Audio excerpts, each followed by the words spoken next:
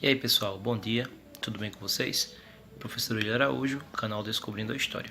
Como prometido ontem, amanhã a gente já tem prova do Enem, então vamos falar um pouquinho sobre um dos assuntos mais recorrentes nos últimos anos no Exame Nacional do Ensino Médio e até mesmo nos vestibulares, que é a questão da Reforma Protestante, principalmente quando a gente relaciona com Martinho Lutero e com João Calvino. Existiram vários outros reformistas, mas esses dois são bem recorrentes nas questões do Enem.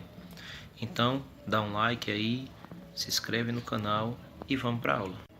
A Reforma Protestante, ela surge no Sacro Império Romano Germânico, mais conhecido popularmente como Alemanha, e ela vem para reformar, para modificar, para revolucionar o pensamento religioso daquela época. Um pensamento onde a Igreja Católica se dizia dona de tudo e de todos. A Igreja Católica dominava o meio religioso, dominava o campo religioso. E algumas pessoas que a gente chama de reformista vinham percebendo, com o passar do tempo, que tinha muita coisa errada dentro dos dogmas, dentro do que a igreja pregava. Aquela coisa, faz o que eu digo e não faz o que eu faço. A igreja pregava uma coisa e fazia outra coisa totalmente diferente. É interessante vocês saberem que talvez o maior culpado da reforma protestante ter acontecido tenha sido a própria Igreja Católica. Culpado em que sentido, pessoal? Como eu falei para vocês, a igreja se sentia dona de tudo e de todos. E fazia abuso de autoridade, abuso de poder para enriquecer, certo? Em meio a isso, vale salientar também que a Europa vivia o momento do renascimento científico, renascimento literário, renascimento cultural. Então as pessoas agora elas buscavam respostas mais científicas ao invés de religiosas para tudo que os cercavam. Na Idade Média, a verdade absoluta era a palavra de Deus. Quem era o dono da palavra de Deus? A igreja, os padres, os bispos, os cardeais, o próprio Papa. Na Idade Moderna, no início da Idade Moderna e no seu decorrer, isso vai modificar um pouquinho. As pessoas agora elas querem soluções concretas. Então, por que isso acontece? Como acontece? Então, se começava a questionar aquilo que a igreja pregava, certo? Junto a isso, a igreja vinha fazendo um monte de coisa errada que os reformistas vinham percebendo e vinham criticando arduamente. Que coisas erradas eram essas? A venda de indulgências. Ah, professor, e o que é a venda de indulgências? Simples. Vamos dar um exemplo bem fácil aqui.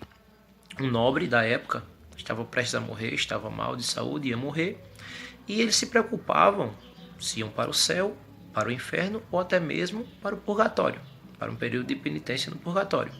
Então o que se fazia? Por medo de não ir para o céu, o nobre chamava um padre de sua casa e ele ia se confessar. Nessa confissão, o nobre falava todos os seus pecados. Então, o que é comum na hora da confissão, que é que o padre dizia: ah, tudo bem, Deus vai te perdoar. Reza aí 2.000 Ave Maria, 3.000 Pai Nossos, e quem sabe Deus perdoa teus pecados. O nobre pensava: mas como, padre? Eu não tenho todo esse tempo não, eu vou morrer logo. Temos aqui uma segunda solução. Mas que solução seria essa? Simples. Eu tenho aqui uma carta de indulgência assinada pelo Santo Papa, e essa carta de indulgência você vai recebê-la, você vai comprá-la, certo? E ela garante a absolvição dos teus pecados. Mas se tu queres mesmo uma passagem de ida para o céu, uma morada no céu, aí eu tenho um pacote mais completo. Como assim, professor? Pacote mais completo? Sim. A igreja também vendia supostas relíquias sagradas, supostos objetos que foram tocados por Jesus, por Maria e por seus discípulos e santos. Então o padre dizia: se tu quer ir para o céu, além da indulgência que vai perdoar teus pecados, eu tenho aqui, por exemplo, uma lasca da cruz de Jesus Cristo. Tu comprando essa lasca, tu garante uma passagem para o céu. Em outra cidade, para outro nobre, tenho aqui o crânio de São João, as lágrimas de Maria, o osso de São Fulano, a tíbia de São Cicrano, e assim sucessivamente, pessoal. Então, a igreja fazia muito dinheiro com a venda de indulgências e com a venda da passagem para o céu, com a venda da relíquia, a suposta relíquia sagrada. Além disso, como forma de levantar mais dinheiro ainda, a igreja vendia cargos sacerdotais. Poxa, cargos sacerdotais? Isso mesmo. Vamos supor que você, meu querido aluno, você é o segundo filho de um nobre. Naquela época, quem herdava tudo era o primeiro filho, o primogênito. Você era o segundo. Para não ficar sem nada, você comprava, certo? Um cargo na igreja. Você comprava um cargo sacerdotal. E isso te garantia uma vida de boa qualidade naquela época. Bom, só a título de curiosidade para a gente fechar isso aqui e começar a falar um pouquinho sobre os reformistas. Para essa venda de indulgências, para essa venda de cargos na igreja e para essa venda de supostas relíquias sagradas, a gente dá o nome de simonia. Mas por que simonia, professor? É a curiosidade que vocês vão saber agora, pessoal. Simão, na época dos apóstolos, foi um cara que viu os apóstolos obrarem milagres, fazerem milagre e se encantou com aquilo. Então ele queria pagar para os apóstolos o ensinarem ou passarem o dom de fazer milagres. Então a gente associa isso a Simão, simonia. Outra curiosidade que chega até hilário, engraçado, é que um escritor chamado Erasmo de Roterdã, ele faz uma dura crítica a essa venda de lascas da cruz, essa venda de supostas relíquias sagradas. Ele dá o exemplo da cruz. Ele diz o seguinte, que se pegássemos todas as supostas lascas da cruz de Jesus Cristo e começássemos a unir uma à outra, a gente não formaria uma cruz, a gente formaria a Arca de Noé. Então, para vocês verem como a igreja enganava as pessoas naquela época. Bom, pessoal, e por fim, a gente vai falar um pouquinho sobre Martinho Lutero, sobre João Calvino e sobre Henrique VIII. Foram pessoas que vieram para reformar, foram alguns dos reformistas. Então, o que poderia cair no Enem sobre Lutero? Primeiro, Lutero ele era um católico fervoroso. Professor, mas como assim se ele foi um reformista? Ele nasceu no seio católico e por isso ele começou a criticar o que a Igreja Católica fazia, certo? Lutero era professor em Wittenberg e ele era monge.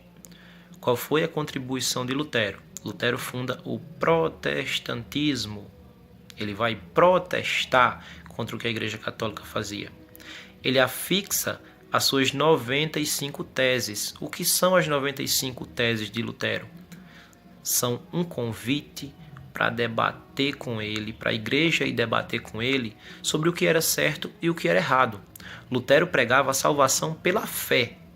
E ele via que o que a igreja fazia não tinha nada a ver de salvação pela fé, era comprado, era forjado. Então, com as suas 95 teses, ele diz o seguinte: pessoal, vocês acham que eu estou errado, a igreja católica está certa? Então vamos debater comigo, certo? Vamos ver, se eu estiver certo, bem, mas vamos ver, tá aqui minhas teses e eu quero debater com vocês sobre o que é certo, o que é errado.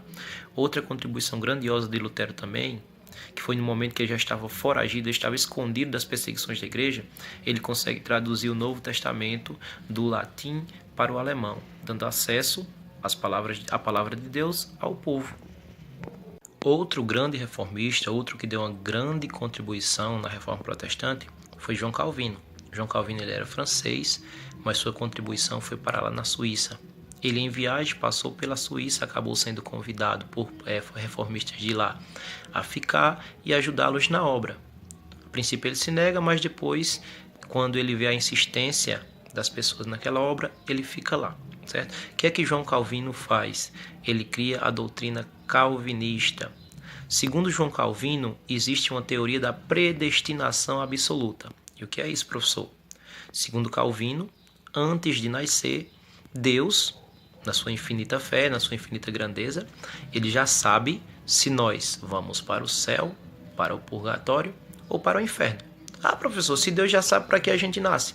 Para a gente vivenciar, segundo João Calvino, e provar se realmente merecemos aquela escolha que Deus fez. Então, se você é um predestinado por Deus, você já nasce com grandes qualidades. Você é uma pessoa pura, você é uma pessoa trabalhadora e uma pessoa que vai enriquecer. Segundo as ideias calvinistas, o trabalho edifica o homem. E o que é isso? Eu preciso trabalhar. Eu preciso trabalhar para que eu possa progredir. Essas ideias de Calvino são uma mão cheia para os burgueses que estão emergindo naquela época. Então a burguesia abraça, a burguesia adota o calvinismo. Isso aí vai fazer também crescer o capitalismo. certo? O que é que busca o capitalismo? Enriquecimento. E o calvinismo, de uma forma ou de outra, acaba pregando isso. Eu tenho que trabalhar. Quanto mais eu trabalho, mais Deus me dá vantagens, mais Deus vê que eu estou trabalhando e eu vou conseguir enriquecer. Eu vou viver uma vida pura e de trabalho. E com isso Deus vai me recompensar, me ajudando a enriquecer. Então isso é a doutrina calvinista, certo? E para finalizar, pessoal, por último e não menos importante, a gente vai falar sobre a Igreja Anglicana, que é a Igreja da Inglaterra. Ela foi fundada por Henrique VIII, certo? E foi aprovada pelo parlamento. Quando o parlamento aprova, o rei agora ele se torna a autoridade política e religiosa maior do país. Porque Henrique VIII fundou a Igreja Anglicana? Simples, ele rompeu com a Igreja Católica no momento que ele pede ao Papa para anular seu casamento com Catarina de Aragão. Mas, professor, por que ele queria anular o casamento? Porque Catarina de Aragão não lhe deu um neto, não lhe deu um filho, desculpa. E ele queria casar com Ana Bolena.